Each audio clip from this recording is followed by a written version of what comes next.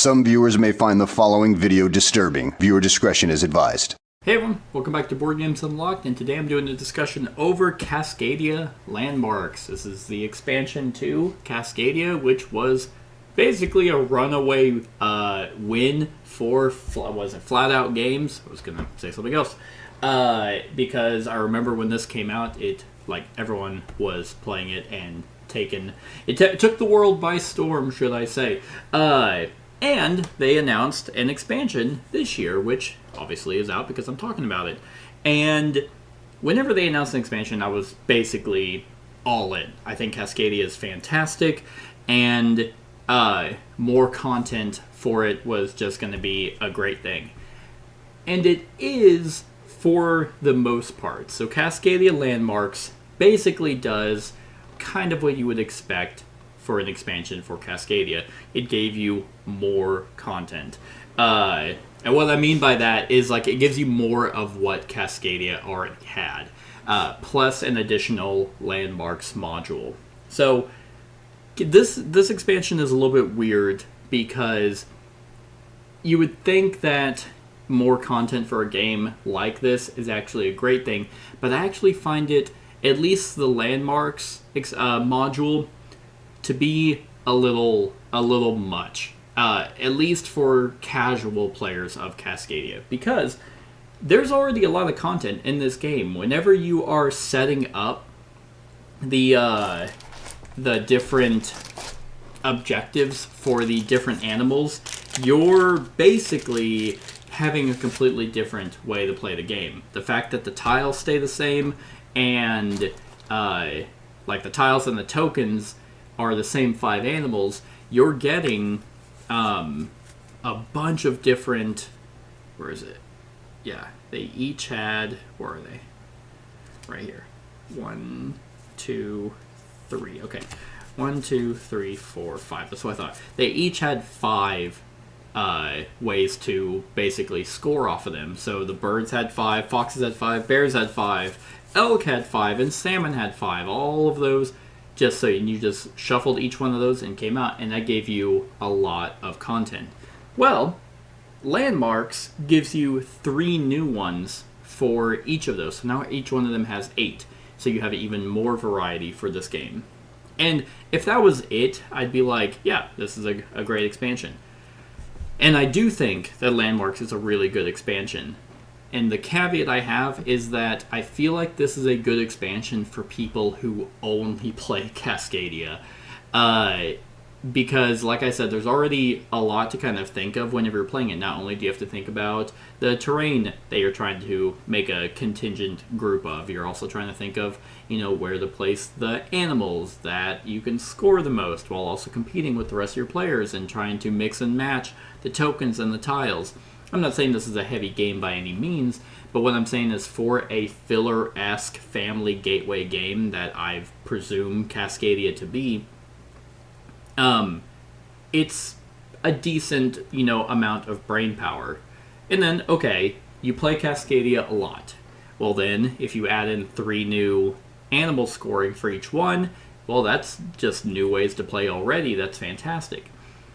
And then you have the landmarks. Well, so for some of them, I'll just go over one of the cards for each of the animals. So you have Lay of the Land. You score for each pair of non-adjacent hawks with at least 3 unique habitats between them. So, meaning swamps, plains, and mountains. If those 3 are in between 2 hawks, that counts as 1 pair. That's already 7 points. I mean, you can score 30 off of that one. The fox. You score for each fox adjacent to exactly 2 different wildlife types. Exactly. Other foxes count. That's 4 points. You have the grizzly bear. Let's see, where was the one that I just did? Scores per single bear with no other bears next to it and at least 1 unoccupied space adjacent to it, meaning an empty space.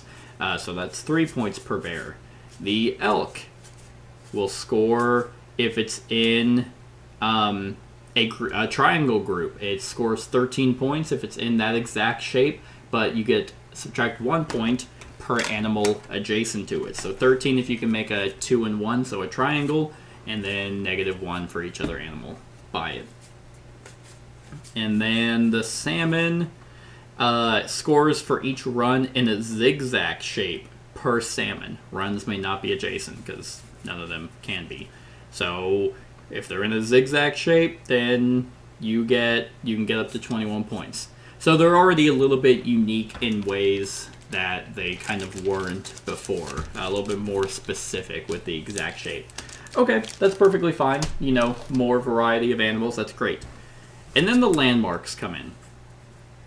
And these add basically terrain objectives for the different types of terrain. So rivers, mountains, prairies, wetlands, and forests.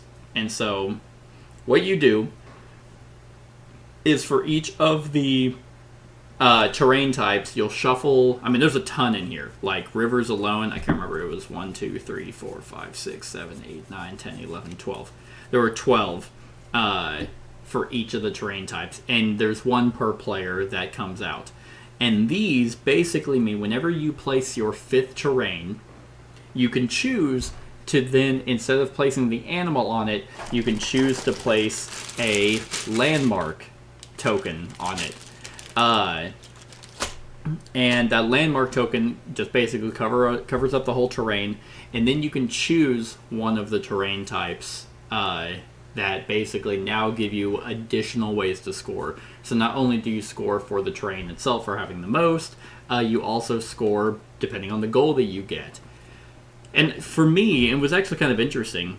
I found these to be just a little bit much whenever you're playing, because it's already like, okay, I want to make sure that my animals are in the correct spots and the terrain is being placed correctly. But now I also have to keep track of, let's say you're even playing a 2-player game, 10 different objectives. Because, I mean, yeah, you could hyperfixate on a few normally, but because you can't control where the tiles are coming out, then and which tokens are coming out, you're kind of at the whim of what the market's giving you. So I found that the landmarks were more of a reactionary thing. That's like, oh yeah, that's my 5th river tile. Okay, well let me look over there. And what it's a 2-player game. And what do we have? Scores for each salmon on a river. Okay, that's 1 point per salmon. Or add 2 to the size of the largest river when scoring. And you look at your board and you're like, I happen to have 4 salmon on a river. Well, that's the one I'm taking. Or I have no salmon. I guess I'll increase the corridor. Or the 2 that could be out are score for each hawk on a river and score for each salmon on a river. You could look at those and be like, I don't have any. I guess I'll take this one and maybe I'll start placing salmon on a river. So I don't mind these being included in the game. I just think that they're kind of more for players who have played Cascadia a ton. And that's not me. I have not played Cascadia a ton. I am more than satisfied with the base game because I don't play it all the time. Not that I'm saying I wouldn't add the landmarks into a game, but it would kind of be like one of those where I just feel like I want to, instead of like, oh, I want to try, I want to play with the new expansion. It's like, well, okay, now I've played Cascadia a bunch, so now I'm gonna throw in these landmarks. I also found them to be a little bit more, like, they're kind of inconsequential, like, oh, score 1 point for each salmon on a river. Well, if you weren't doing that already and you happen to and that's the one that's left over by the time you get your 5th river down, if you even get all of them down, and you're like, oh, 2 points. Like, they're not massive swings in points. I mean, one of these for the river is just 3 points. Like, so these don't feel like they're massive goals.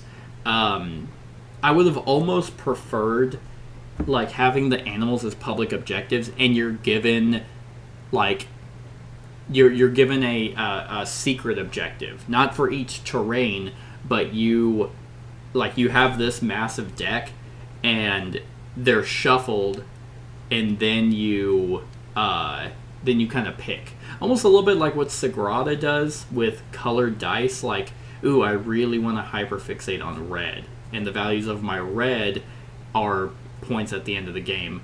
And I almost would rather have that with these terrain tiles than a bunch of public objectives that you're kind of like, I guess I'll try to go for that one and that one. Oh crap, okay, throughout the game someone took that from me. Well, never mind, I guess I'll get 2 points somewhere else. Because the way that these are constructed, I feel like you can completely ignore them and just really focus on getting points through the animals, and you're still probably going to win. Like, you don't even worry about the landmarks, which is kind of a shame because the expansion is called Landmarks. Again, I don't think these are bad. I just think that they complicated a game that was already really clean to begin with. If you have played Cascadia a shit ton, this is the only game you play every day with your family 5 times a night for family game nights, then one, I'd say you're probably perfectly fine with regular Cascadia. But if you're playing it a lot, or if that's what your group does and you're kind of tired of it, but they get this expansion, you're like, oh, thank God, a breath of fresh air. Then, yeah, that's exactly kind of what I feel like this expansion is. I think it also increased the number of players that you can play it with. Yes. I think, yeah, now it can be played up to 6 players. So that's a thing. If you were like, man, I love Cascadia so much at 4, if only it'd be a 10 out of 10 if I could play it with 6. Well, now you can. Because I'm pretty sure the base game, 1 to 4, 1 to 6, I believe is what this says. Yes. So now it can be played up to 6 players. I have literally never even considered playing this with that many. I've played with 4. It's really good. But while I was playing with 4, I wasn't like, man, I really wish 2 more people were here to play this.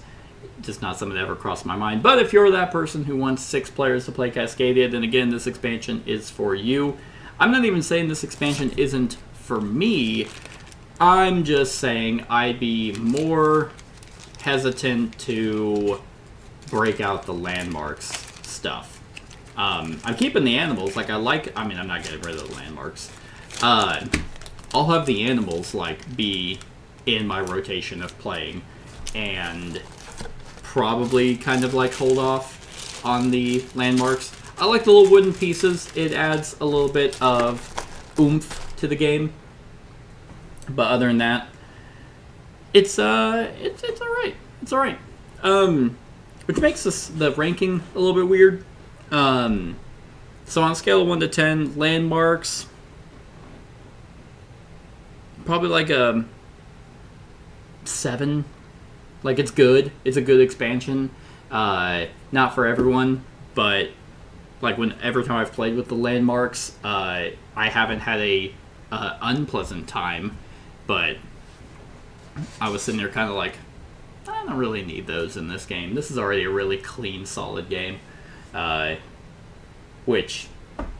Anyway. That's my thoughts on the Cascadia Landmarks expansion. Let me know what you think of the expansion in the comments below. Other than that, like, comment, share, and subscribe, and have a wonderful whatever time of day it is for you. Hey everyone, thank you for watching, and I really hope that you enjoyed the video. If you would like to see more of my content, go ahead and click that subscribe button and the bell to be notified whenever I upload any new content. If you feel like supporting the channel, you can go ahead and click that Patreon link to be taken to my Patreon, and any help is truly appreciated. Other than that, stick around for any other run-throughs or reviews or cool top 10s or whatever I feel like putting on. Other than that, like, comment, share, and subscribe, and have a wonderful whatever time of day it is for you.